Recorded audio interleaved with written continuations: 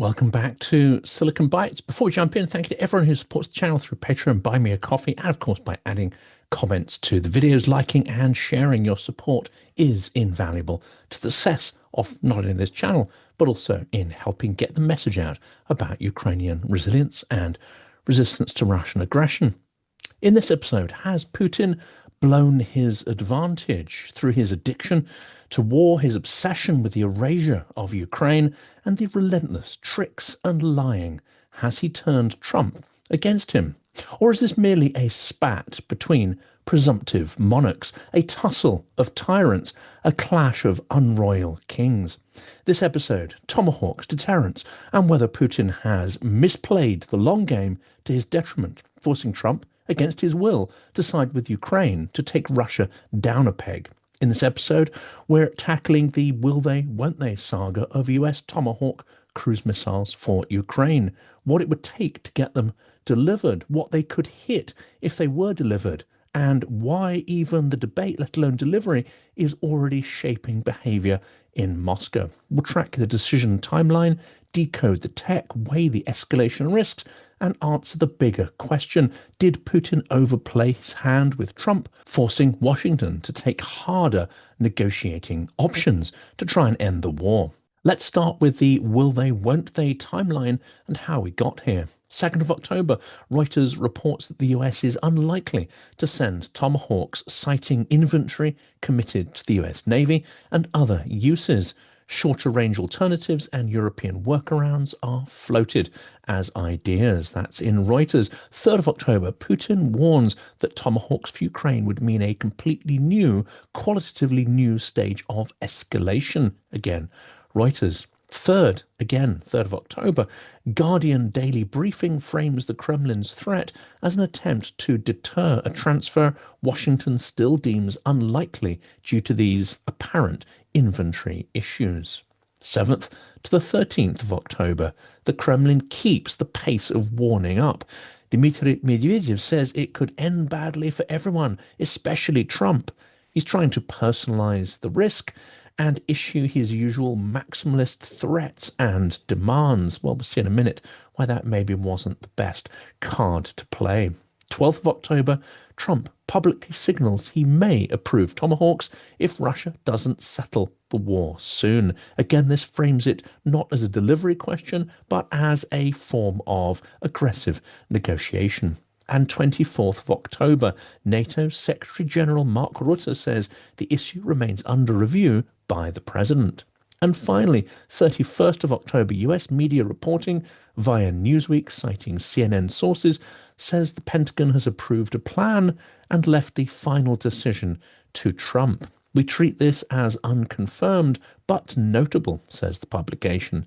Well, this is extraordinary brinksmanship sequencing with the elements of whim and caprice that are Trump's chaotic trademarks in foreign policy.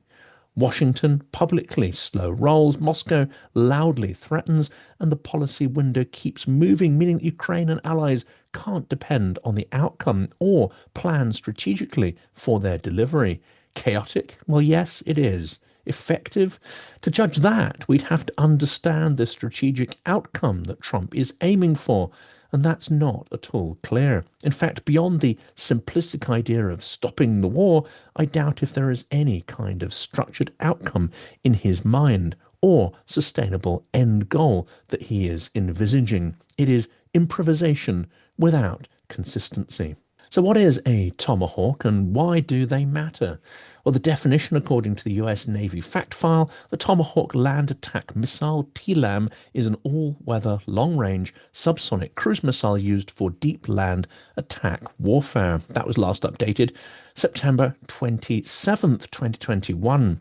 Here's the range and guidance information. The Navy lists 900 nautical miles, 1,000 statute miles, that is 1,600 kilometers, with INS, Terracom, DS, MAC, and GPS in flight, retargetable Block 4 and upgraded Block 5 variants, adding maritime strike and improved warhead options. Again, this is published by the US Navy and CSIS Missile Threat.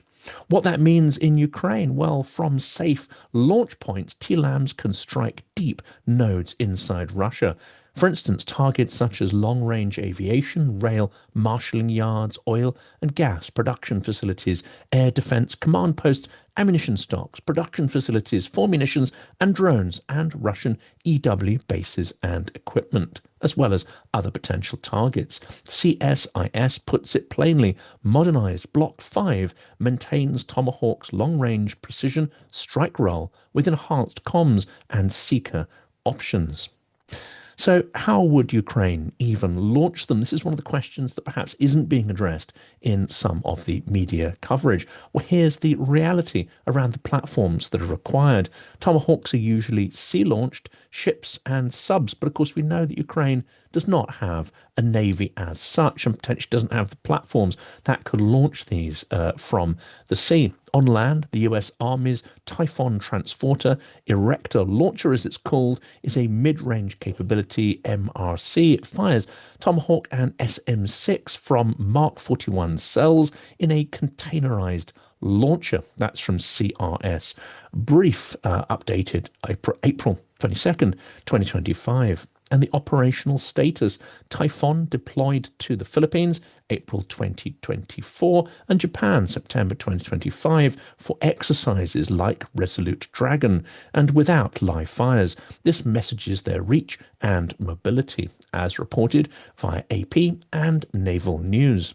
Well, Europe next. The US announced episodic deployment of Tomahawk-capable long-range fires to Germany by 2026, ending the INF era taboos on ground-launched cruise missiles located in Europe. And before the Vatniks complain, this is in direct reaction to Russian aggression against the continent. Well, this rundown of the technical specifications has some implications for the feasibility of Tomahawk usage by Kiev. Several analysts note that Ukraine would need the Typhoon launcher and support infrastructure to use TLAMs from land. That's doable, but it is non-trivial. It requires training, integration, and various other support equipment and services. That's according to a UATV analysis, July 20th, 2025. And of course, these would have to be based on Ukrainian territory. I don't think it would be acceptable by NATO countries for these to be manned and launched from NATO territory. And indeed, Russia would probably find that unacceptable as well, or an incredible escalation of the current situation. But what is Russia's response and signaling around this? Putin and Medvedev framed Tomahawks as a new level of escalation, hinting at nuclear ambiguity, i.e., you can't tell a nuclear-armed Tomahawk from a conventional one after it's launched. That's propaganda, really, but with a kernel of tech reality.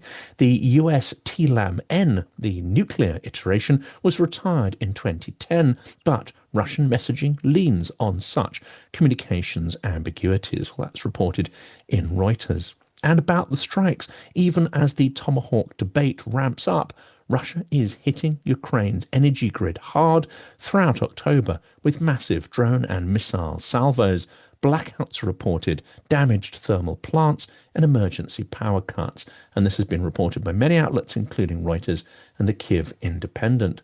So would Tomahawks change the war? Here is what the experts say. Long-range precision at scale enables campaigns to take down installations in Russia such as gas compression facilities, transformer farms, rail choke points, air defense radars, and munitions depots beyond the ATACMS HIMARS range. And this, of course, complicates Russia's winter strike capability and beyond the potential stocks of Flamingo systems. We don't know how many Ukraine has. We don't know how many they can manufacture. So Tomahawks will be a significant extension of Ukraine's capabilities. War on the Rocks, that is Kaufman, Massacot, emphasizes sustainable long-range strike as part of a persistent strategy, not a silver bullet. The debate is less about a single missile and more about the architecture of deep strike capability on a consistent basis and at some considerable scale. That would put Russian logistics at continued risk. The Kiev Independent cautions that frontline units still lack basics, vehicles, drones, and infantry manpower, even as the country eyes advanced systems like Tomahawks. Those on the ground say that the lack of more basic needs is potentially a more pressing issue. Well, that is an opinion piece in the Kiev Independent, October 26th, 2025. Tomahawks are at the top tier of a layered solution, and their strategic impact is lessened if the bottom tiers of Ukraine's capabilities are thin and lacking certain munitions and numbers, such as infantry forces, air defense, EW, and even vehicles. Even if territory becomes denuded of Russian forces and their logistics attrited, Ukraine needs substantial land forces to seize and hold territory.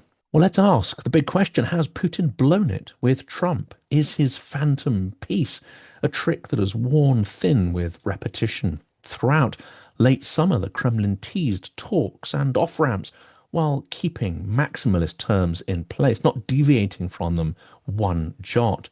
Tatiana Stanovaya warned early on the Russian side can frame this in a dozen different ways, but the core position remains unchanged. Russia wants Kiev to surrender. That's in the Moscow Times, August 7th, 2025. CEPA's Sam Green called the choreography an attempt to let Trump claim progress while Putin avoids caving or even giving any concessions whatsoever, with the net effect being paralysis, and time created a gap for Russia to grind on with relentless and escalating aggression. That's in the Moscow Times, August 7th. Well, where has that led? As Russia escalated strikes in October and floated nuclear-tinged warnings, Washington's Overton window on delivery of Tomahawks shifted from unlikely on October 2nd to under review October 24th. This is a direct result of Moscow's games and stalling, and now it's moving to Pentagon plan is ready if POTUS says go. That is October 31st, latest reporting in Reuters and Newsweek. If Putin's intent was to spook the White House into restraint, to deter it from supporting Ukraine, offering a profusion of carrots and sticks, pairing the hollow theatre of peace talks with renewed grind on the battlefield and intensified strikes on Ukrainian energy infrastructure, then this seems to have backfired on the Kremlin spectacularly. The threats from Medvedev and Peskov have simply accelerated the disconnect between the Trump administration and Putin. The disastrous visit of Kirill Dmitriev to the US last week has made this abundantly clear. Given the cold shoulder and openly accused of being a worthless propagandist, this is a visible symbol that Putin has greatly overplayed his hand. Well, let's turn to escalation mismanagement, the arms control backstop. Putin's mischief has not been managed, but the appeasement dance is paused for now. This environment of competition rather than cooperation and alignment between the czars of America and Russia makes the provision of Tomahawks more likely, but not guaranteed. But it also ensures that the framing of the debate has more to do with power politics than with Ukraine's strategic needs. Could Ukraine therefore employ Tomahawks soon if the decision was made?